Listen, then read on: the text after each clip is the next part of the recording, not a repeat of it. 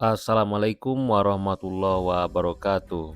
Teman-teman, kali ini bertemu lagi dengan channel Jejak Langkah, yaitu channel yang membahas tentang tokoh masa kini, masa lalu, dan juga masa yang akan datang.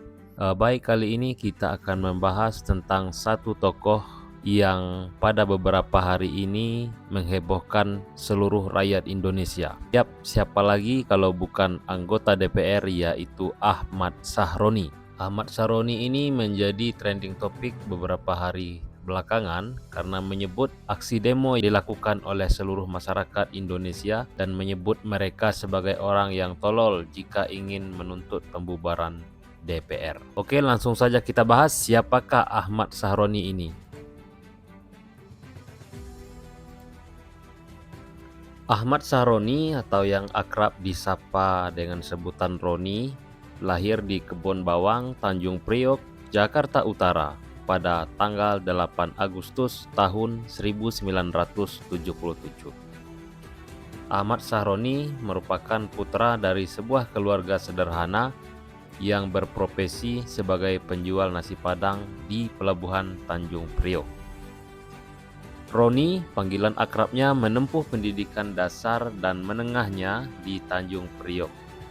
Ketika itu, ia telah mulai mencari penghasilan sendiri dengan menjadi tukang semir sepatu dan juga ojek payung. Ahmad Sahroni masuk ke SMA Negeri Baru Cilincing yang kini berganti nama menjadi SMA Negeri 114 Jakarta. Ketika duduk di kelas 2, ia menjadi ketua OSIS. Kemudian tamat SMA, ia langsung bekerja dan tidak meneruskan pendidikannya ke bangku kuliah. Ia pun menyelesaikan S1 di Sekolah Tinggi Ilmu Ekonomi STIE Pelita Bangsa pada tahun 2009 dan S2 di Stikom Interstudi pada tahun 2020. Kemudian Ahmad Sahroni juga telah menyelesaikan pendidikan doktor dalam ilmu hukum di Universitas Borobudur Jakarta pada tahun 2024. Sebelum Ahmad Sahroni terjun ke dunia politik, ia pernah menekuni berbagai macam pekerjaan. Ia semula menjadi sopir truk di sebuah perusahaan yang bergerak di bidang pengisian bahan bakar minyak. Dan seiring waktu, ia dipercaya menjadi staf operasional di perusahaan tempat ia bekerja. Sejak saat itu karirnya terus menanjak hingga ia menjadi direktur utama dan mengembangkan bisnis sendiri. Ahmad Sahroni memulai karir politiknya dengan bergabung ke Partai Nasional Demokrat atau Partai Nasdem pada tahun 2013. Pada pemilihan umum legislatif 2014, Ahmad Sahroni terpilih sebagai anggota DPR RI dari daerah pemilihan DKI Jakarta 3 dengan perolehan suara 60.683 suara. Di DPR RI, ia awalnya bertugas di Komisi 11. Namun pada tahun 2016 ia dipindahkan ke Komisi 3 yang menangani masalah hukum dan HAM. Dan sejak tahun 2019 ia dipercaya menjabat Wakil Ketua Komisi 3 DPR RI. Pada pertengahan tahun 2020, ia menjadi Ketua Panitia Khusus dari Rancangan Undang-Undang Pengesahan Perjanjian tentang Bantuan Hukum Timbal Balik dalam masalah pidana antara Indonesia dan Konfederasi Swiss. RUU ini kemudian disahkan pada Juli di tahun yang sama. Pada bulan Maret tahun 2021, Ahmad Sahroni menyuarakan revisi Undang-Undang Nomor 35 Tahun 2009 tentang narkotika karena 50% penghuni lapas berasal dari narapidana khusus narkotika. Menurut Sahroni, penyalahgunaan narkotika sudah sepatutnya memperoleh hak rehabilitasi, sedangkan hukuman penjara maupun hukuman mati hanya untuk produsen serta bandar narkotika.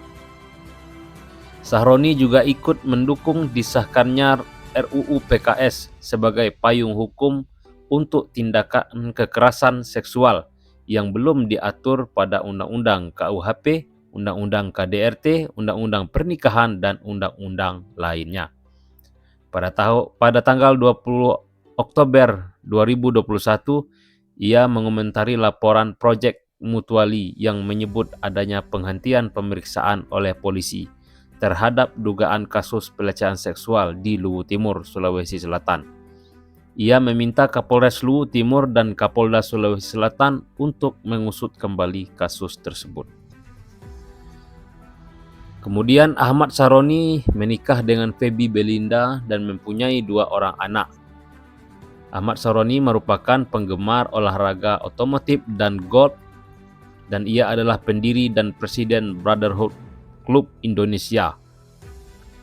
Namun pada beberapa hari terakhir ini Ahmad Saroni menjadi pembicaraan yang hangat di tengah masyarakat Indonesia dikarenakan usulan kenaikan gaji dan tunjangan DPR yang dinilai menimbulkan kesenjangan sosial dan ketidakadilan bagi masyarakat luas, yang notabene-nya anggota dewan seharusnya memperjuangkan keadilan bagi seluruh masyarakat karena mereka adalah wakil rakyat.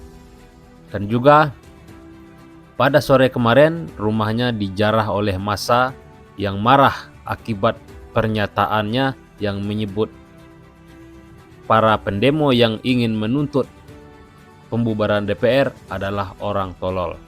Dikarenakan pernyataannya itu memicu kemarahan masyarakat dan sehingga masyarakat menyerang dan menjarah dan mengambil barang-barang yang ada di rumah Ahmad Saroni.